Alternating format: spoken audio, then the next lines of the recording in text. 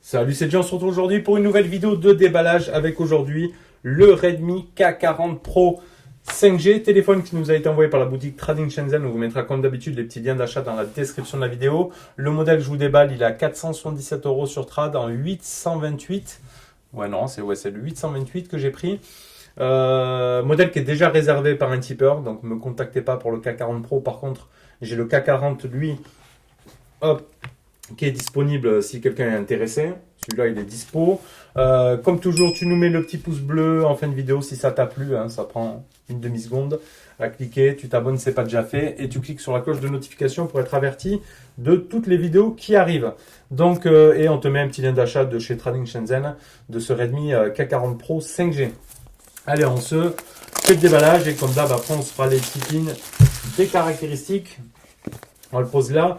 Boîte Redmi, ici, boîte noire, Redmi K40 Pro 5G, on peut voir ici, modèle 828 avec le petit logo Redmi ici, by Xiaomi bien évidemment. Donc la boîte épaisse, donc on devra avoir le chargeur dedans. Là, le petit K40 Pro, toujours le petit checkpoint de trading hein, avec les points de contrôle, ça c'est bon. Toujours aussi chargeur FR, enfin l'adaptateur FR, le petit câble USB OTG et le petit bon de 5 € qui va bien, que je donnerai à l'acheteur bien évidemment. Première boîte ici, Design by Redmi, on y retrouve, voilà, c'est certainement comme d'hab, hein. On a l'habitude des packages, on a l'extracteur carte SIM ici, on a la petite coque silicone qui va bien.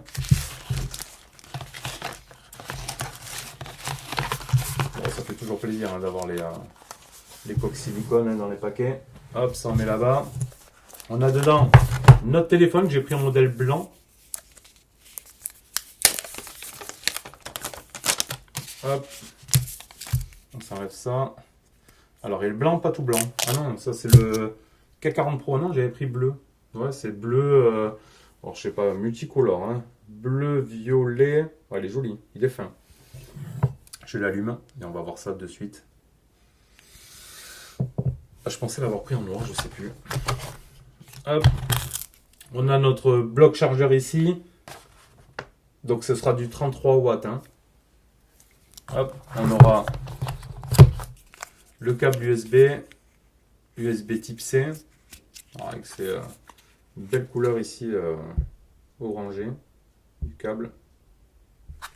Là. Et c'est tout, je vous dirais. Donc, est-ce qu'il y a une prise jack? Il n'y a pas de prise jack. Et on n'a pas un petit adaptateur qui traîne là-dedans. Il n'y a pas d'autres paquets ici. Non, visiblement, on n'a pas le petit adaptateur type C pour le jack 3.5. Hop, on se met ça là. Et on s'attarde au téléphone, on va se faire les lignes des caractéristiques. Bon, il est joli quand même. Hein. C'est quand même joli, c'est fin. Ça fait 196 grammes. On verra ce que ça donne. Moi, je ne l'ai pas allumé du coup. Voilà, on l'allume. Allez, les lignes des caractéristiques. Écran de 6,67 pouces. Alors, les caractéristiques, hormis le processeur, normalement, c'est le même que 4000. C'est le même que le K40 normal. Ça va sur ma fiche. Ouais, c'est les mêmes fiches techniques. Hein. Les mêmes appareils photo, tout ça. Le processeur, il change. Donc là, on est sur la version Pro 6,67 pouces. En écran OLED Samsung E4. Super écran comme le Mi11, si je ne dis pas de bêtises. Alors 1080-2400, Full HD+, HDR10+, et un taux de rafraîchissement de 120 Hz. Déjà, tout ça pour la version que je teste à 477 €. Le Pro, donc il a le Qualcomm, le Snap 888, cadence à 2,84 GHz, gravé en 5 nanomètres. Le GPU, c'est l'Adreno 660. On aura 8 Go de RAM en LPDDR5, 128 en stockage 3.1, en UFS 3.1. Sur la partie ici, hop, on va aller dans les paramètres, voilà. Ici, la partie de devant, on aura une caméra selfie de 20 mégapixels de chez Samsung. Ici, centré. Donc, on n'est pas sur un écran Edge, on est sur un écran plat. 20 mégapixels Samsung, c'est la S5K3 T2. Après, on a un menton un petit peu plus imposant, hein. Bon, voilà, on ne peut pas avoir tout à tous les prix non plus, comme on dit. Donc voilà. On a quand même un écran OLED de Samsung E4 hein, qui est vraiment pas mal. Donc le processeur, on l'a vu. Sur le bas, on a le type C, le tiroir SIM qu'on va s'ouvrir. On a aussi un son stéréo sur ces K40. Donc là, on aura deux SIM, pas de carte SD. Donc choisissez bien votre stockage avant. Ouais, deux cartes SIM. Donc après ici, c'est bon. On aura le micro haut-parleur ici. En haut, on retrouvera deux autres grilles haut-parleurs. Avec très certainement sur le côté ici, je vois, c'est pas perforé, il doit y avoir le port IRC et les micros d'ambiance. Vous voyez, sur le dernier ici là, et le port IRC. Hop là, pardon. Sur la partie droite, on y retrouve notre bouton Power Volume Plus Moins, avec un design un petit peu en courbe ici.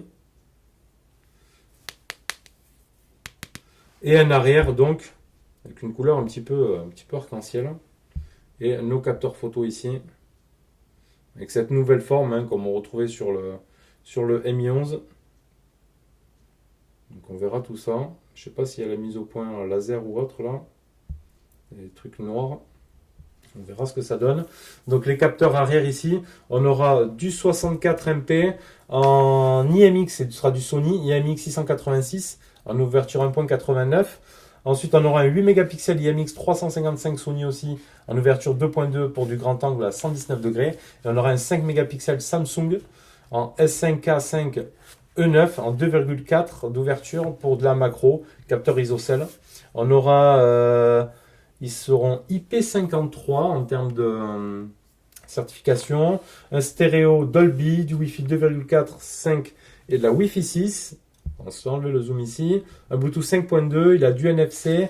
Les bandes, alors celui-là, il a la B123, la 4, 5, 7, 8, 12, 17, 18, la 19, la B20, la B26, la 28A, la 34, la 38, 39, 40, 41 et 42. Et pour la 5G, il aura la N1, 3, 28A, 41, 77, 78, 79. Un poids de 196 grammes. Des dimensions de 163,7 par 76,4 par 7,8. Vous voyez, là, ils ont fait l'effort. Hein. Vraiment. On a un téléphone de 7,8 mm. C'est juste ce qu'il faut. Et un poids de moins de 200 grammes. Et une grosse batterie de 4520 mAh avec une charge 33 watts. Allez, on va se faire le tour du proprio. On va se mettre l'empreinte digitale comme d'habitude. On va aller dans les paramètres. Déjà, on est en 12.03 ici. On va se mettre le petit mode sombre. Le refresh rate, donc on pourra choisir du 60 ou du 120. Donc ça c'est top. Ok. On pourra aller voir le langage, mais là c'est anglais-chinois, il ne faut pas batailler. C'est le modèle voilà, basique anglais-chinois. On va aller se mettre l'empreinte digitale. Hop, avec un petit schéma. On va voir ce que ça donne. Alors visiblement, le capteur d'empreinte est sur le côté. Il n'est pas sous l'écran. Pourtant, on ne le voit pas, hein, et comme ça, sur le bouton Power. Parce qu'il n'est pas incrusté, il ressort, on peut le cliquer. Donc on va voir ce que ça donne.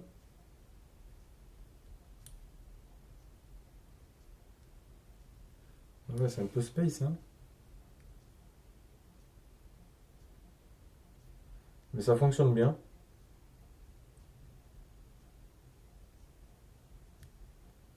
Ça marche mieux que les capteurs des fois sous écran. Ok. Ça, c'est enregistré, c'est bon. Pas mal. On va aller se mettre le Fast Unlock. Bon, après, il y en a qui aimeront pas avoir les capteurs sur les côtés. Voilà. Ma face est ajoutée. Rester sur l'écran de verrouillage, non. Ok. Donc là, on est bon. Est-ce qu'on se met un peu de son? Attends. Hop. Voilà. Et on va se faire le déverrouillage. Déjà, on va voir. On n'a pas activé le double tap. Ah ouais, c'est super précis. Hein. Dès qu'on touche.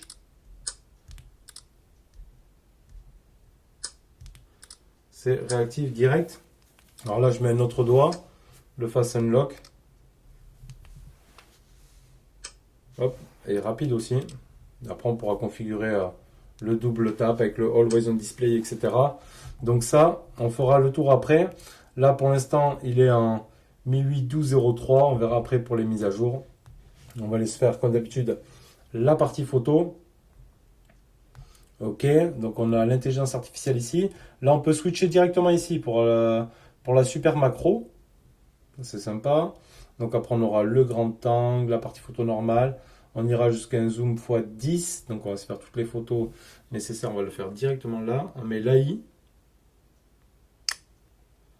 Hop. La partie x1. Voilà, ça a l'air propre aussi. Donc on verra ce que ça donne. On va se faire la super macro. Dommage que ça ne switche pas directement en macro comme on avait vu sur les Vivo. Oh, on peut vraiment se rapprocher, rien. Non. Là, c'est pas mal. Ça, c'est bon. La partie portrait, quand on va dans plus, on aura ici notre 64 MP. Hop. On aura quoi d'autre? On aura le mode nuit, comme d'habitude, le slow motion.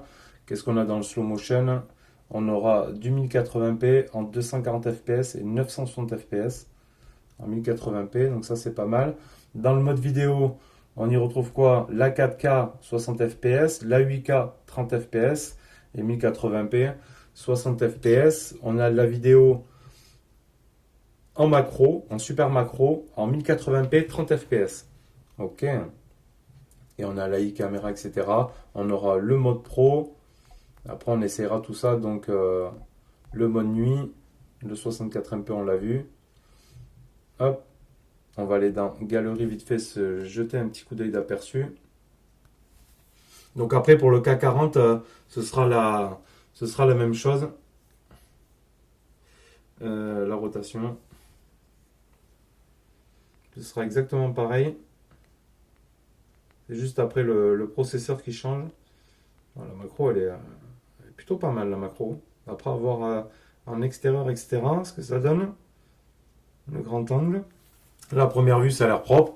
Comme je l'ai dit, on est toujours ici en bonne condition avec les lumières. Donc on verra plus ça lors du test. Là, c'était juste le petit déballage et prise en main de ce Redmi K40 Pro 5G. Donc on verra après ce que ça donne lors du test. Et donc comme je vous l'ai dit, j'ai le K40 aussi à déballer. Mais ça va être kiff-kiff, sauf la partie processeur en fait. Voilà, allez, si tu as aimé la vidéo, tu nous mets le petit pouce qui va bien. Tu t'abonnes si ce n'est pas déjà fait. Tu cliques sur la cloche de notification pour retrouver nos prochaines vidéos. On te met le lien d'achat dans la description de la vidéo. Et je te dis à bientôt pour une prochaine. Tchuss.